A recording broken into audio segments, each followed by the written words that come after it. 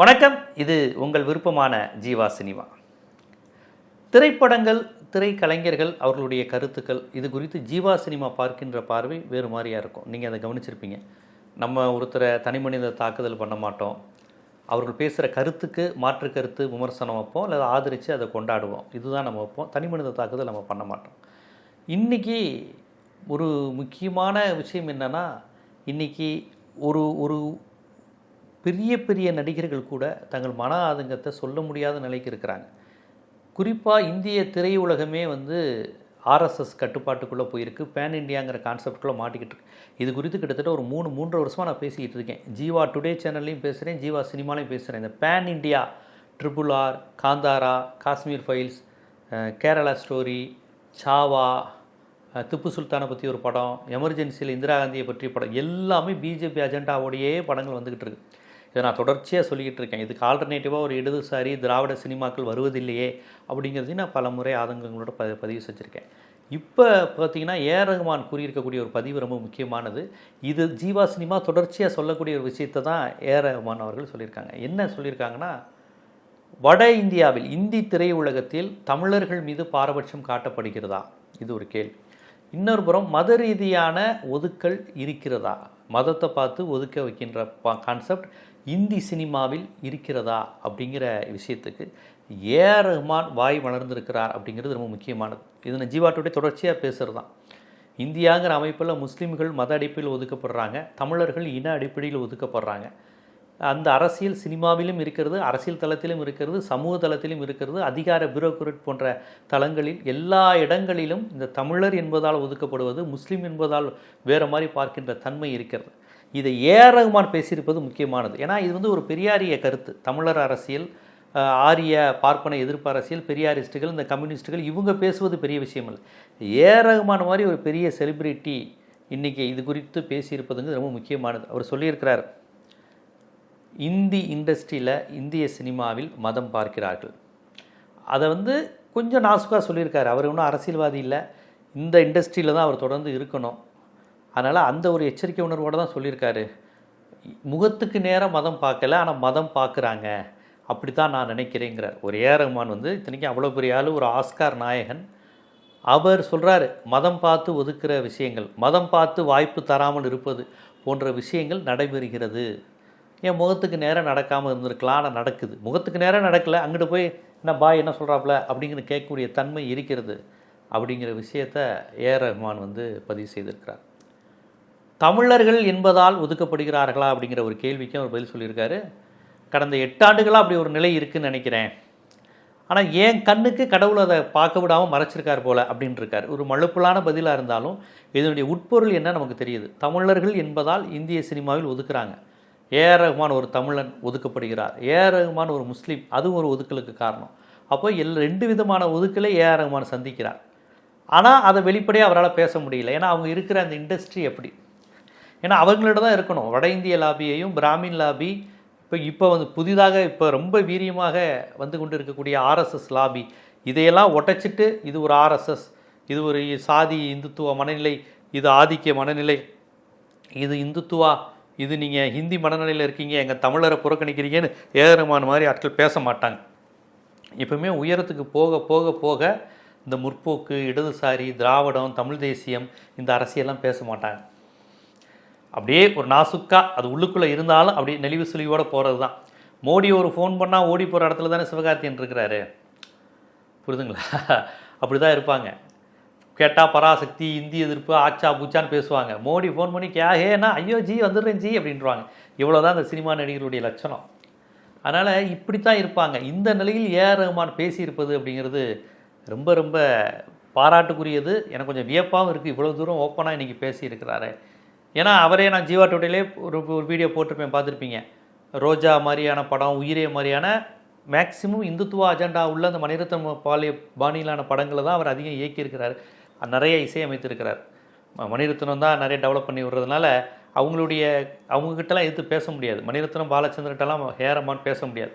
அதனால் அவருக்கு நல்லா தெரிஞ்சுமே இதெல்லாம் ஒரு இந்துத்துவா படம், முஸ்லீம் எதிரான ஆட்கள் தெரிஞ்சாலும் அவங்களோட சேர்ந்து இயங்க வேண்டிய நிலையில் இருக்கிறார். இந்த நிலையில் தான் இந்தி திரைப்படத்தினுடைய இந்த கான்செப்ட், முஸ்லீம்கள் எந்த அளவுக்கு இன்றைக்கி இந்தி சினிமாக்களில் பாதிக்கப்படுறாங்க, ஒரு படைப்பாளியாக வர்றது, நடிகராக உருவெடுக்கிறது, இதெல்லாம் எவ்வளோ கஷ்டமாக இருக்குது. தமிழர் என்பதால், சவுத் இந்தியன் என்பதால் எவ்வளோ திறமை இருந்தாலும் இந்தி திரையுலகத்தில் அடித்து நொறுக்குறாங்க, ஒதுக்குறாங்க. சிவாஜி கணேசனுக்கு இந்தியில் எவ்வளோ பெரிய எதிர்ப்பு இருந்ததுன்னு டாக்டர் காந்தராஜ் ஒரு பேட்டி நான் எடுத்திருந்தேன் 2 வருஷத்துக்கு முன்னாடி. அந்த பேட்டி கூட ஜீவா சினிமாவில் இருக்கும், நீங்கள் பாருங்கள். டெல்லி மறந்துருச்சான் சிவாஜி மாதிரி ஒரு நடிகன். சிவாஜி நடித்த படத்தை இந்தியில் டப் பண்ணி நடிக்க முடியாது அவரை மாதிரி. ஆனால் இந்தி படங்களில் சிவாஜி பட்டையை கிளப்பிடுவார். அந்த நடிகர்கள் கூட அழகாகவே உடல் மொழி, பார்வை, தோல் நடிக்கிறது, உதடு நடிக்கிறது, கண்ணை வெடிக்கிறதுன்னு பட்டையை கிளப்பிடுவார். ஆனால் இவருடைய ஆக்டிங்கை பார்த்துட்டு இந்தி சினிமாவில் யாருமே நடிக்க முடியல. திலீப் குமார் மாதிரியான நடிகர்களே சிவாஜியை பார்த்து மிரட்டினாங்க. டெல்லி லாபி சிவாஜிக்கு பெரிய பெரிய விருதுகள் வழங்க விடாமல் தடுத்ததில் டெல்லிக்கு ஒரு மிகப்பெரிய அரசியல் உண்டு. மிகப்பெரிய வடவர அரசியல் தமிழ் நடிகரான சிவாஜியினுடைய நடிப்புக்கு உரிய அங்கீகாரம் கிடைக்க விடாமல் செய்தது அப்படிங்கிறத டாக்டர் காந்தராஜ் என்னுடைய நேர்காணலில் பதிவு செஞ்சார். திலீப் குமார் போன்ற நடிகர்கள்லாம் மிரண்டாங்க காந்தராஜ் சிவாஜி கணேசன் நடிப்பை பார்த்துன்னு. ஸோ அப்போ அந்த காலத்திலேயே தமிழர்கள் இங்கே வந்துடக்கூடாது, இந்தி சினிமாவுக்கு வந்துடக்கூடாதுன்னு தெளிவாக இருக்கிறாங்க. அதனால தான் ஸ்ரீதேவி நம்ம சிவகாசியில் பிறந்த ஒரு நடிகை, சிவகாசியில் பிறந்த ஒருவர் டெல்லியை போய் கலக்கிறாங்க. மும்பையில் அவருடைய உடல் வைக்கப்பட்ட போது எல்லாரும் பார்த்தப்ப தமிழனுக்கு தன்னேறியாமல் பெருமை வந்தது. நம்மளை எந்த விதத்திலையும் ஏற்றுக்கொள்ளாத, நம்மளை பார்த்து பயப்படுகிற, நமக்கு அங்கீகாரம் வந்துடக்கூடாது என்று பதறுகின்ற அந்த வட இந்திய லாபி ஒரு தமிழ்நாட்டில் பிறந்த எங்கள் ஸ்ரீதேவிக்காக மும்பையில் அவ்வளோ பெரிய கூட்டம் கூடுச்சு. தெலுங்கு நடிகர்கள் வந்தாங்க, தமிழர்கள் போனாங்க. இன்னும் சொல்லப்போனால் தமிழர்களை விட தெலுங்கர்களும் ஹிந்தி பேசுகிறவங்களும் கன்னடம் பேசுகிறவங்களும் அதிகமாக வந்தாங்க. சீஃப் மினிஸ்டர்லேருந்து மிகப்பெரிய இதாச்சு. ஒரு இந்தியாவையே கலக்கினது ஒரு சிவகாசி பொண்ணு அப்படிங்கிறது நமக்கு தன்னேறியாமல் தமிழர்களுக்கு மகிழ்ச்சி வந்தது. ஏன்னா அவ்வளவு எளிதாக வரவிட மாட்டாங்க. அவ்வளவு எளிதாக தமிழ்நாட்டிலேருந்து ஒரு நடிகரையோ நடிகையோ அவ்வளவு எளிதாக இந்தி ஃபீல்டில் இதாக முடியாது. தமிழ்நாட்டில் தமிழ் படங்கள், தெலுங்கு படங்களில் இந்திய நடிகைகள் மும்பையிலேருந்து வர்றது, குஜராத்லேருந்து வர்றது, போச்சுபுரியிலேருந்து வர்றதெல்லாம் கூட இங்கே ஒரு மாதிரி ஓடிடும். பஞ்சாப்லேருந்து வர்றவங்க அப்படி கூட ஒரு மாதிரி செட்டில் ஆகி ஓடிடும். ஆனால் தமிழ்நாட்டிலிருந்து ஒரு தமிழ் பொண்ணு போய் மும்பையில் இதாகி ஹிந்தி திரையுலகத்தை ஆட்சி செய்வது சாதாரண விஷயம் இல்லை. ஸோ இந்த ஏஆர் ரஹ்மான் சொன்ன இந்த அரசியல் என்பது இருக்கிறது. அதுவும் அந்த தமிழர் ஒரு முஸ்லீமாக இருந்துட்டால் மிகப்பெரிய சவாலை சந்திக்க வேண்டியது வரும். இப்போ ஷாம்ங்கிற ஒரு நடிகர், அப்பாஸுங்கிற ஒரு நடிகர்லாம் மக்கள் மத்தியில் நல்ல அமோக வரவேற்பு பெற்று தான் தொடக்கத்தில் வந்தாங்க. நடிகர் ஷாம், அப்பாஸ்ன்னு. இப்போலாம் அவங்க எங்கே இருக்காங்கன்னே தெரியாது. ஆனால் மாதவனை பாருங்கள், அதே காலகட்டத்தில் வந்தவர். அவரை திட்டமிட்டு ப்ரொமோட் பண்ணி லாபி கொடுத்து அவர் ஒரு அழகன், அவர் சிரிச்சா அழகுன்னு கொண்டு வந்து அவர் ஒரு பக்கா ஆர்எஸ்எஸ் சங் பரிவாரோடைய ஆள், வெளிப்படையான ஒரு வலதுசாரி சிந்தனையாளர். அவருக்கு பாருங்கள் பில்டப் கொடுத்து இவரை மாதிரி அழகு உண்டுமா, இவரை மாதிரி அறிவு உண்டுமா, இவர் யார் தெரியுமா, அப்படி இப்படின்னு ஒரு பில்டப் கொடுத்து அவரை டெவலப் பண்ணி ஓரளவு கொண்டு வந்துட்டாங்க.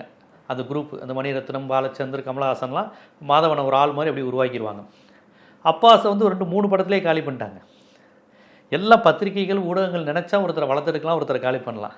அப்பாஸ்லாம் முதல் படம் வரும்போது அப்படியே லேடிஸ் மாஸ் அப்படி இருந்தது. 97-98 அந்த காதல் தேசம் படத்தில் பயங்கர க்யூட்டாக ஒரு பையன் வரான், அந்த ஹேர் ஸ்டைலே வித்தியாசமாக இருக்குது, அப்படி இப்படின்லாம் பயங்கரமாக பேசுனாங்க. பார்த்தா அப்படியே அவுட்டு அப்பாஸ். ஷாமும் 12Bயில் நல்லா தான் அந்த படத்தில் அவருக்கு நேம் கிடச்சிச்சு. அதோட அவுட்டு, பெருசாக அவரால் எடுபட முடியல. ஆனால் அவ்வளோ எளிதாக வரமாட்டாங்க. தமிழ்நாட்டிலேயே இப்படின்னா உங்களுக்கு வட இந்திய இந்தி சினிமாவில் முஸ்லீம் பேர்கள் இருக்குது பாருங்கள். முஸ்லீம் பேர் உள்ள நடிகர்கள் தான் முஸ்லீம் பேர்னால் சேர்த்துக்க மாட்டாங்கன்னு பல நடிகர்கள் தங்களுடைய பேரை இந்து பேர் மாதிரி மாற்றிட்டு வந்திருப்பாங்க. ஏன் இப்போ இங்கே ஆரியா கூட முஸ்லீம் தானே, பேரை பாருங்கள், ஆரியான்னு ஒரு பேர் வச்சுக்கிட்டு தான் உள்ளே வர முடியுது. ஸோ வட இந்தியாவை பொறுத்தவரையும் முஸ்லீம்கள் தங்கள் சொந்த பேரினுடன் நடிகராக பலர் வரல. உங்களுக்கே பேர் தெரியும், பல நடிகர்கள் தங்களுடைய உண்மையான பேரோட வரமாட்டாங்க. நடிகைகள் வர்றதை விட நடிகர்கள் வர்றது பெரிய, ஏன்னா கதாநாயகனாக ஒரு முஸ்லீமை ஏற்றுக்கொள்கிற மனநிலை வராது. ஸோ இப்படியான ஒரு லாபி, ஒரு இந்தி லாபி தமிழர்களை, தென்னிந்தியர்களை ஒடுக்குது. ஏன் கமலஹாசனே கூட அந்த ஒரு படம் பாலச்சந்தர் படம் நல்லா இந்தியில் ஹிட் ஆனாலும் அதுக்கப்புறம் அவரை வரவிடாமல் பண்ணாங்கன்னெலாம் சொல்லுவாங்க. ரஜினிகாந்த் அப்படி இப்படி போயிட்டு வந்தார் அப்பப்போ. இருந்தாலுமே பெரிய லெவலில் ரஜினியோட நடிப்பு, சிகரெட் ஸ்டைல்லாம் இந்தி ஃபீல்ட்லேயும் பெரிய லெவலில் பேசப்பட்டது. இருந்தாலும் அதுக்கப்புறம் வரவிடாமல் பண்ணிட்டாங்க. பாக்கியராஜ் ஒரே ஒரு படம் இயக்கம் மட்டும் வந்துட்டார். ஏன்னு கேட்டிங்கன்னா, திறமையானவர்கள் தமிழ்நாட்டிலிருந்தோ அல்லது வேறு தென்னிந்தியாவிலேருந்து போனாலும் பெரிய அளவில் இந்தி உலகம் அதை லாபி செஞ்சு அவங்கள ஒடுக்கிக்கிட்டே இருக்குது. அது சிவாஜி கணேசன் காலத்தில் நடந்திருக்கு, பாக்கியராஜ் நடந்திருக்கு, கமலஹாசன் நடந்திருக்கு, நிறைய பேருக்கு அது நடந்திருக்கு. அதே மாதிரி இந்தி பேசுபவர்களாகவே இருந்தாலும் முஸ்லீம்களுக்கு நடந்திருக்கு. இப்போ ஏஆர் ரஹ்மான் கதையை எடுத்துக்கோங்க. அவர் வந்து தமிழ்நாட்டுக்காரரு, அப்புறம் முஸ்லீம். இது இரண்டுமே ஹிந்தி பேசுகிறவங்க அவ்வளோ சீக்கிரம் ஏற்றுக்க மாட்டாங்க. இந்த 2 அடையாளத்துடன் இருக்கக்கூடிய ஏஆர் ரஹ்மானுக்கு எவ்வளோ பிரச்சனைகள், சிக்கல்கள் வந்திருக்குன்னு பாருங்கள். அதை கூட அவர் இப்போ தான் பேசுகிறார். கடந்த 8 ஆண்டுகளாக சூழல் மாறி இருக்குங்கிறாரு. 8 ஆண்டுகளால் 70 ஆண்டுகளாகவே பொதுவாகவே தென்னிந்தியா மீதான ஒரு அரசியல் அங்கே இருக்குது.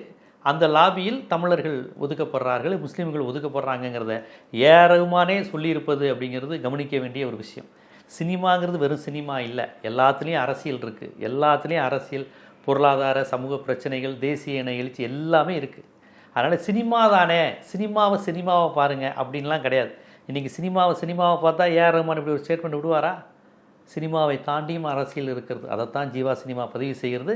ஸோ இப்போ ஏஆர் ரஹ்மானோட இந்த ஸ்டேட்மெண்ட் மூலமாக Jeeva today, Jeeva cinema channel மூலமாக தொடர்ச்சியாக நான் பேசிட்டு வரக்கூடிய அந்த தமிழர் அரசியல், சிறுபான்மை மக்கள் உரிமை அரசியல், அதற்கு எதிரான லாபி இங்கே இருந்துக்கிட்டு இருக்குங்கிறத நம்ம உணரணும். அதை நீங்கள் தெரிஞ்சுக்கணுங்கிறதுக்காக தான், அப்படி ஒரு விழிப்புணர்வை ஏற்படுத்த தான் இந்த காணொலி. இது போன்ற சினிமாவுக்கு பின்னால் உள்ள அரசியல், அது ஏற்படுத்துகின்ற சமூக அரசியல் தாக்கங்கள் குறித்து தெரிஞ்சுக்கணுன்னா நம்ம ஜீவா சினிமா சேனலை சப்ஸ்கிரைப் பண்ணுங்கள், ஆதரவு தாங்க. நன்றி.